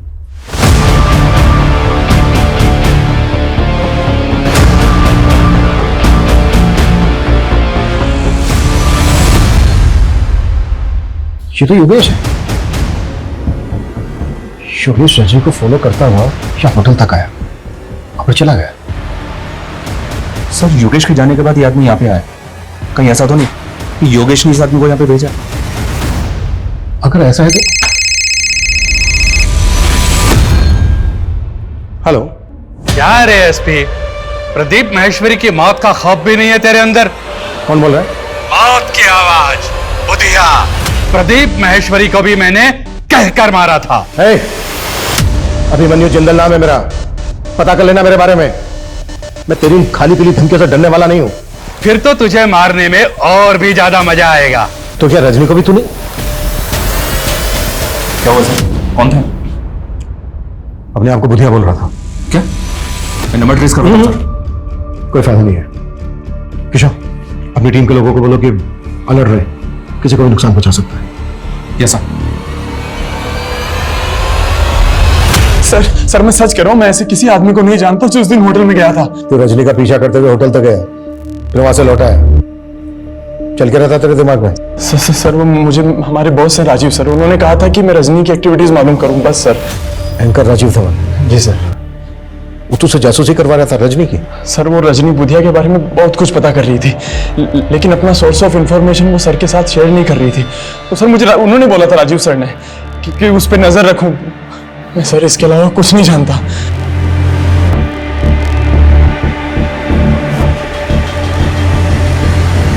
पता करो इस योगेश और राजीव धवन के बीच क्या खिचड़ी पक रही, और उस कैब वाले आदमी के बारे में भी जल्दी बताओ। सर।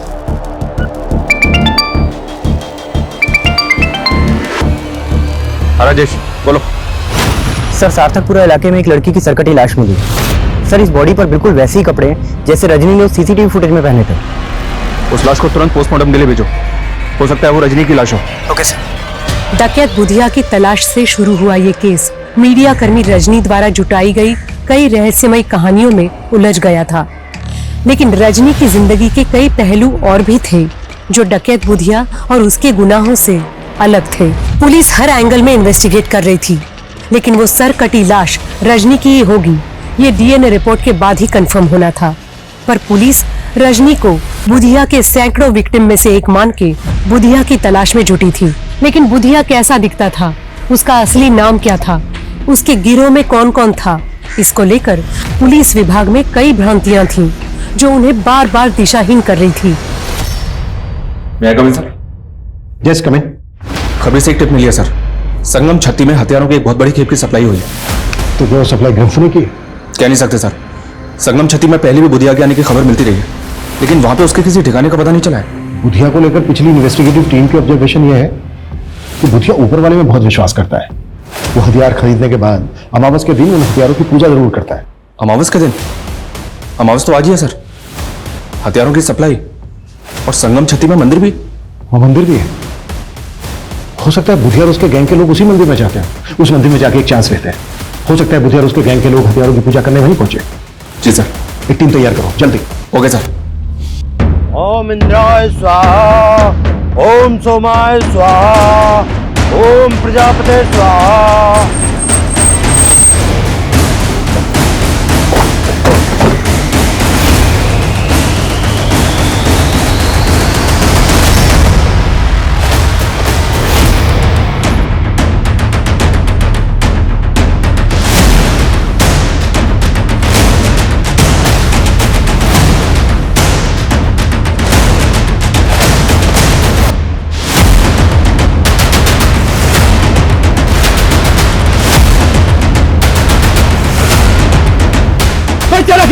कोई चालाकी नहीं करेगा। सर सर क्या हो रही है? तलाशी लो सबके।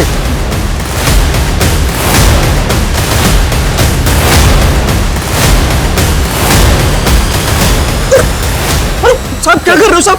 साहब ये क्या कर रहे हो साहब? साहब आखिर बात क्या है? ज्यादा ड्रामा मत कर। तुम सबके सब बुधिया गैंग के आदमी हो ना? बुधिया गैंग? ये क्या बात कर रहे हैं सर आप? सर ये पवित्र स्थान है, यहाँ डाकू लुटेरे नहीं आते। तो फिर ये लोग कौन है और पूजा किस नाम से करवा रहे थे आप? सर जजमान का नाम कामराज है और ये इंदौर से पधारे हैं। कामराज, जैसा कि इन्होंने बताया इसका नाम कामराज है। अगर रजनी की इंफॉर्मेशन को सही माने तो बुधिया का असली नाम भी के अक्षर से शुरू होता है। सर यहाँ पे इनके पास हथियार नहीं मिला है, इनकी गाड़ी वाड़ी भी चेक की है, लेकिन कुछ भी सस्पिशियस नहीं मिला। एक काम करो, इन सबके नाम, एड्रेस और फोन नंबर ले लो और जाने दो सबको, और इन सबको यहीं से फॉलो करो। इन सबकी एक एक डिटेल चाहिए मुझे। Okay sir. Excuse me sir. Hello, ठीक है सर। उस सरकारी लाश का डीएनए रजनी के फादर के डीएनए से मैच हो गया।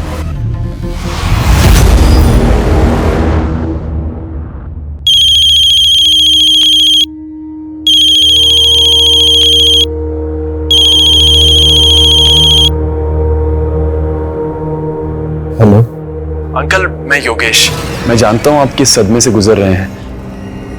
अंकल एक्चुअली वो राजीव सर रजनी के ऊपर एक स्पेशल शो करना चाहते हैं, तो उसके लिए हम आपका एक एक्सक्लूसिव इंटरव्यू करना चाहते हैं। बस अपनी टीआरपी के लिए तुम मेरा और मेरी बेटी के जज्बातों का मजाक उड़ाओगे? नहीं अंकल, ऐसी बात नहीं है। मैं नफरत है मुझे तुम मीडिया वालों से। तुम्हारी वजह से मैंने अपनी बेटी को खो दिया।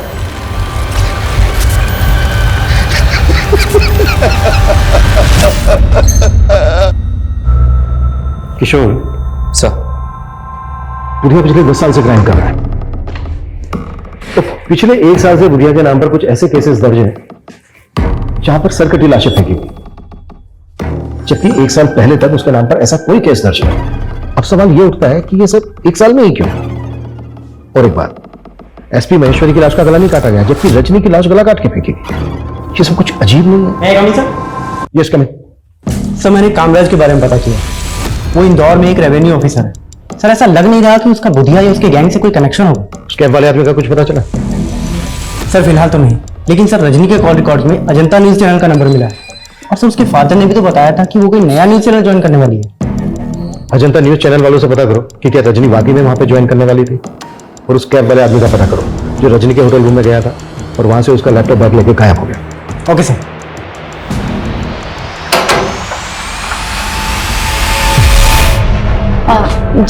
जी मुझे स्टेट एजेंट जितेंद्र ने भेजा है। वो आपका ऊपर वाला फ्लोर का कमरा लेने की बात हुई थी किराए पे।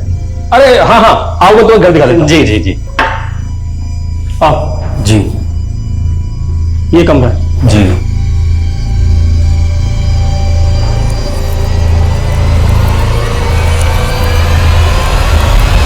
मैंने पर्सनली चेक किया सर। पिछले 6 महीने में 7 सरकटी लाशों के केसेस मिले और इनमें से 3 केसेस में रजनी लगातार रिपोर्टिंग कर रही थी। ये उसके वीडियोस हैं सर, ये देखिए। बुधिया ने अब तक कई नामी लोगों के कत्ल किए हैं, लेकिन अब उसके हाथ गरीब और बेसहारा लोगों तक भी पहुंच रहे हैं। हाल ही में 3 सरकटी लाशें मिली हैं, जो सब आम लोग थे। समता नगर की शीला देवी जो एक हाउसवाइफ थी, जमशेदपुर के प्राइमरी टीचर पीयूष वर्मा, और अभी रिसेंटली करण नाम के सिक्योरिटी गार्ड की भी सरकटी लाश मिली है। क्या ये पॉसिबल है कि करण को भी बुधिया और उसके गैंग ने? रजनी की रिपोर्टिंग से तो ऐसे लग रहा है सर। हमें इन तीनों विक्टिम की फैमिली से मिलना चाहिए, क्योंकि ये बात भी कोई कम चौंकाने वाली नहीं है कि रजनी को भी उसी एमओ से गला काट के मारा गया है जिस तरह से इन तीनों विक्टिम्स को। 13,267 में जोड़े 7,500 तो हुए 20,767 पापा। अरे हाँ, इतना जोड़ भाग आता है हमें। पापा जोड़ भाग नहीं, सिर्फ जोड़। जोड़ का मतलब प्लस और भाग का मतलब डिवाइड। पापा मैंने आपको सिखाया था ना, आप सब भूल जाते हो। अंकल वो एक्चुअली नल में पानी नहीं आ रहा ऊपर। वो वॉल बंद होगा, पापा मैं खोल देती हूँ।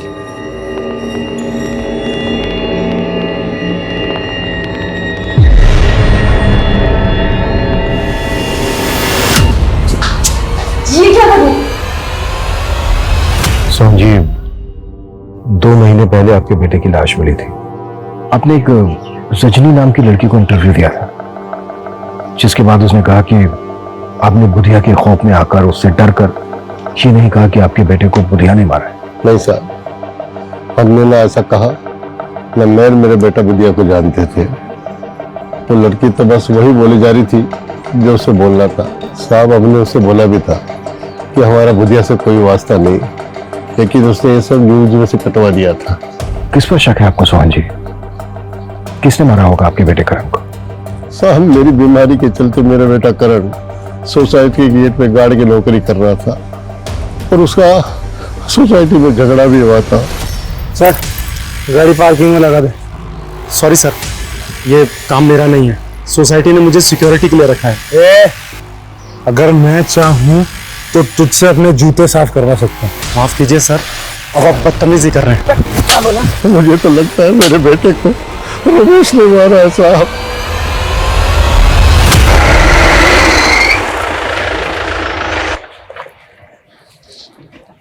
सर मैंने रमेश का पता करवाया, वो पिछले 3 दिन से गायब है, उसका फोन ही बंद आ रहा है। पता करो उसका। लेकिन गौर करने वाली बात यह है कि करण के फादर का भी वही कहना है जो बाकी के दोनों विक्टिम्स की फैमिली का कहना है। लेकिन रजनी की रिपोर्टिंग साफ साफ बुधिया के खिलाफ थी। सर कहीं रजनी इन मर्डर के केसेस का डायरेक्शन चेंज करने की कोशिश तो नहीं कर रही थी? उसकी कई महीनों की रिपोर्टिंग बुधिया सेंटर की थी, और मीडिया ने भी कोई कसर नहीं छोड़ी बुधिया की हवा फैलाने। मतलब सर आप कहना चाहते हैं कि तीनों केसेस अलग अलग हैं? अगर ये तीनों केसेस अलग अलग हैं भी, तो सवाल ये उठता है कि रजनी को उसी एमओ से क्यों मारा जैसे बाकी के तीनों विक्टिम्स को मारा। सर मैंने पता किया, अजंता न्यूज चैनल से रजनी को कोई जॉब ऑफर नहीं हुआ, लेकिन सर रजनी ने अपनी करियर की शुरुआत उसी न्यूज चैनल से की थी। सर वो वहां पे एक इंटर्न थी और एक अमन नाम के रिसर्चर के अंडर में काम करती थी। सर ये अमन, सर मैं इस अमन से भी मिला, अभी उस न्यूज चैनल में एडिटर है। सर इसकी कदकाठी बिल्कुल वैसी ही है जैसा आदमी हमें कैप पहने उस होटल के सीसीटीवी में दिखाई दिया था।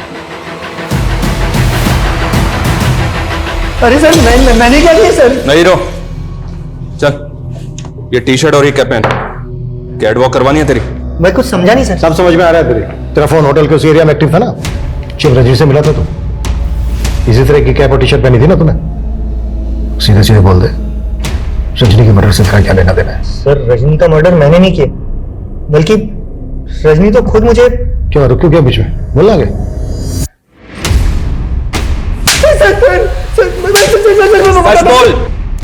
सर बताता हूँ सर रजनी मुझे ब्लैकमेल कर रही थी सर। क्यों ब्लैकमेल कर रही थी? सर 3 साल पहले वो एज ए इंटर्न आई थी और परमानेंट होने के लिए वो मुझे फेवर देने लगी। हम दोनों में फिजिकल रिलेशनशिप भी बना। फिर अचानक उसने कोई दूसरी प्रेस ज्वाइन कर ली और फिर वहां से छोड़ करके भी उसने एक नया न्यूज़ चैनल ज्वाइन किया जहां वो रिपोर्टर बन गई। और सर मैं भी अपने न्यूज़ चैनल में अच्छी पोस्ट पर था सर।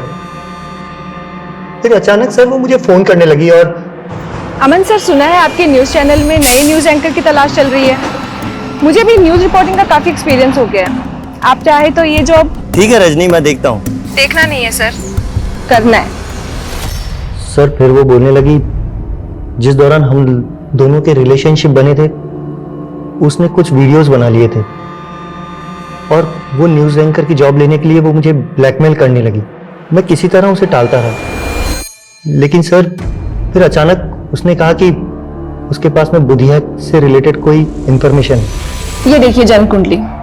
जन्म कुंडली के आधार पर इंसान के जन्म स्थान का भी पता लगाया जा सकता है और मेरा अगला मिशन उसी स्थान पर जाना है जहां मैं बुधिया का असली नाम और उसका पता मालूम करूंगी। अरे वाह रजनी, तुमने तो कमाल कर दिया। Very good, thank you. उसके मोबाइल लैपटॉप में वीडियोस तो क्या एक फोटो तक नहीं था सर। वो लड़की मुझे घुमा रही थी। सर मैं सच बोलता हूँ सर, उसके मर्डर में मेरा कोई हाथ नहीं सर। सर अगर ये अमन सच बोल रहा है और जो भी हमें रजनी के बारे में पता चला है उससे तो ये पता चलता है कि रजनी बहुत बड़ी मैनिपुलेटर थी। इसके कईयों के साथ इशू हो सकते हैं सर। और जिस थ्योरी के बारे में हम शुरू से ही सोच रहे हैं, रजनी को गायब करने में बुधिया का हाथ हो सकता है। नहीं कमिन सर, कमिन सर, मैंने रजनी का लैपटॉप चेक किया जो हमें अमन ने दिया था। सर उसमें कुंडली मिली।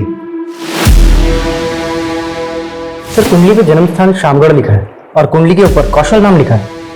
कौशल? सर कहीं बुधिया का असली नाम कौशल तो नहीं, जैसे कि रजनी बोल रही थी? हो सकता है कुंडली बुधिया की हो। कुंडली में जन्म स्थान है शामगढ़। पता करो शामगढ़ में कोई कौशल नाम का आदमी रहता है। वाह पापा, वेरी गुड। आज तो एक भी मिस्टेक नहीं।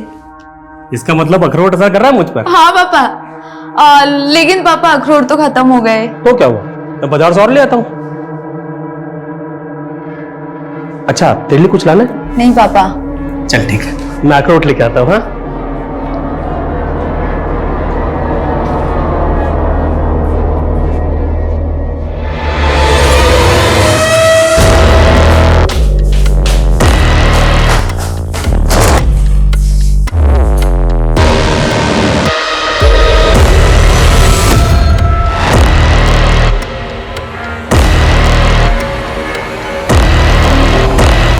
शामगढ़ थाने से इस कौशल का फोटो मिला है जो पिछले 10 साल से एक मर्डर केस में एब्सकॉन्डिंग है। किसके मर्डर केस में एब्सकॉन्डिंग है? जयदूत सिंह। ये पॉलिटिशियन नरेंद्र का मामा था और नरेंद्र का नाना एक ज्योतिष था। रजनी के लैपटॉप में कुंडली के साथ क्या अक्षर लिखा मिला? सर रजनी और नरेंद्र की फोन पे काफी बातें होती थी और ये बुधिया नरेंद्र पे 2 बार अटैक भी कर चुका है। शायद बुधिया ही कौशल।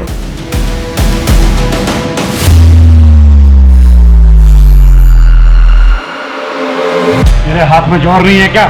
मेरा दम लगा। हाँ मालिक। मालिक, यूपी के एक गिरोह से 1100 पिस्तौल का ऑर्डर आया। बहुत फायदे का सौदा है। अगर कौशल ही बुधिया है तो नरेंद्र काफी राज जानता होगा, लेकिन ये राज उठवाए कैसे जाए? क्या बदतमीजी है? बदतमीजी नहीं, पुलिस रेड आई है नेताजी। इन्फॉर्मेशन मिली थी हमें इस होटल के अंदर देह व्यापार होता है। देखो तुम जानते नहीं हो, मैं आप चाहे कोई भी जरा सोचिए, अगर केस बना तो आपके नाम का क्या होगा? आखिर तुम चाहते क्या हो? थोड़ी सी जानकारी बुधिया के बारे में। देखिए, कौशल और उसके परिवार से 36 का आंकड़ा था मामा का। मामा अय्याश थे। कौशल की बहन का रेप किया और उसे मार दिया और इस सदमे में कौशल का बाप भी मर गया। कौशल ने मामा को मारकर अपना बदला पूरा किया और फिर भाग गया था और ये कौशल ही बुधिया बन गया। कह नहीं सकते, लेकिन सुनने में आया था कि वो भागकर बागियों की गैंग में शामिल हो गया था। फिर 2 बार हम पे बागियों ने अटैक किया, तो हमें लगने लगा कि कहीं कौशल ही बुधिया ना हो। और ये सारी बातें आपने रजनी को बताई?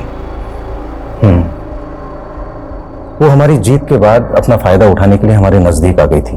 उसे हीरो बनना था और हमें बुधिया नाम का भ्रम मिटाना था, इसलिए हमने ये राज उसे बता दिया। उस कौशल की जन्म कुंडली मेरे नाना ने बनाई थी पहले, वो भी हमने उसे दे दी।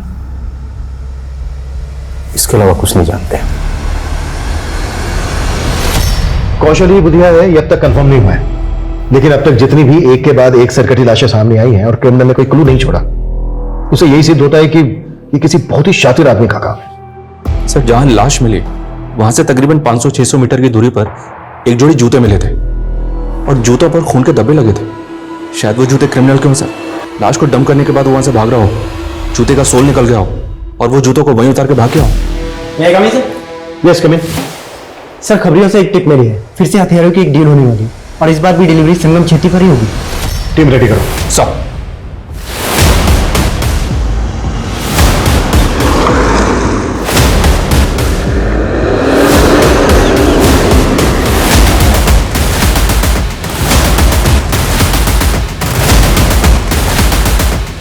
माल आ गया? एकदम रेडी है। तो दिखा दे।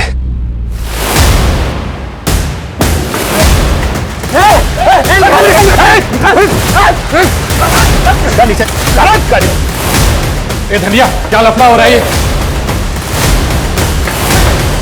तो किशोर समाज नहीं तो शूट कर दूंगा।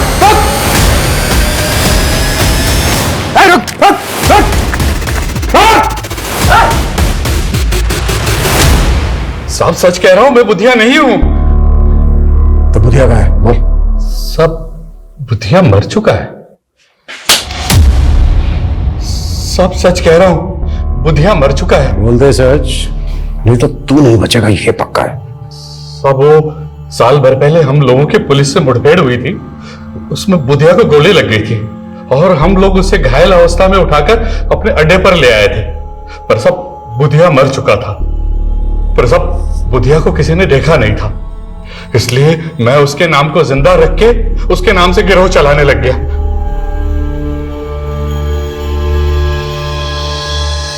ये कौशल धनिया था? हाँ साहब, यही बुधिया था। सब कौशल का केतु बहुत बलवान था और केतु की पूजा बुध की रात्रि को की जाती है, इसलिए वो अपने आप को बुधिया कहलाने लगा। एसपी प्रदीप महेश्वरी, उनका भी तुम्हें लोगों ने मारा था? हाँ साहब, हमने उनको उठाकर मार डाला।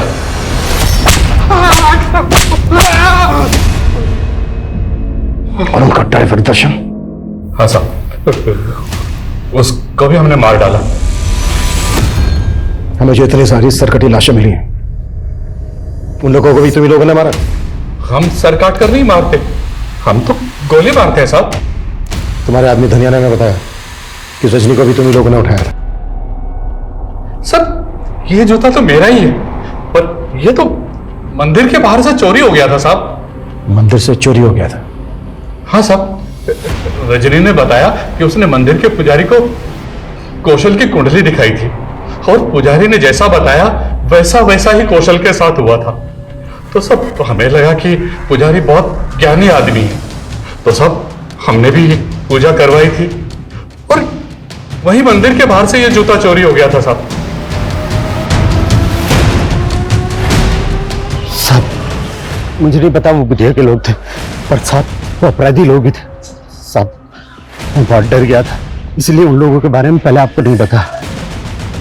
उसके जूते किसने चुराए थे यहाँ से? तो मेरी जीजा जी। कौन है वो? नाम क्या है उसका?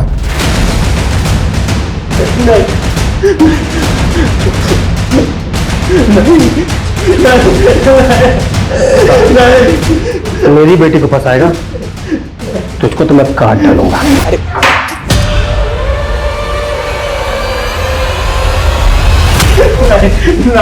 नहीं छोड़ दो।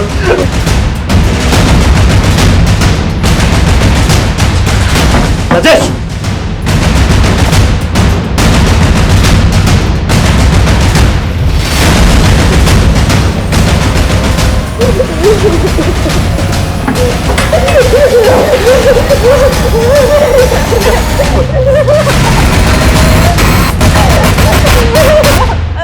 मुझसे आज तुझे कोई नहीं बचा सकता।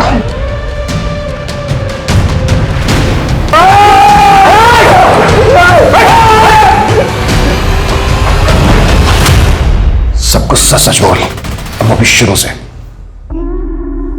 दिमाग धंसता साहब मेरा, सभी लोग मेरा मजाक उड़ाते हैं और इसके चलते मेरे बाप ने मेरी शादी उस ब्रिज की अपंग बहन से कर दी। मैं झेल लिया था, बीवी मर गई वो भी झेल लिया, लेकिन बेटे की शादी करने के साथ जो भी काम करता घाटा हो जाता, दिमाग लगा ही नहीं पाता था। फिर मैंने अपने साले ब्रिज से उपाय पूछा। नरबली। नरबली? हाँ, नरबली। इसी के बल पर पुराने समय में रंक राजा बन गए। क्या साले साहब, मुझे अंदर करवाओगे क्या? ठीक है, फिर कोई छोटा उपाय कर लो। किसी ज्ञानी ध्यानी पराक्रमी के जूते चुरा कर ले आओ। मैं वशीकरण पूजा से ऐसा करूंगा कि उसके गुण आप में आ जाएंगे। मैं इतना हताश हो गया था साहब कि मैंने सारे उपायों को एक साथ करने का सोच लिया।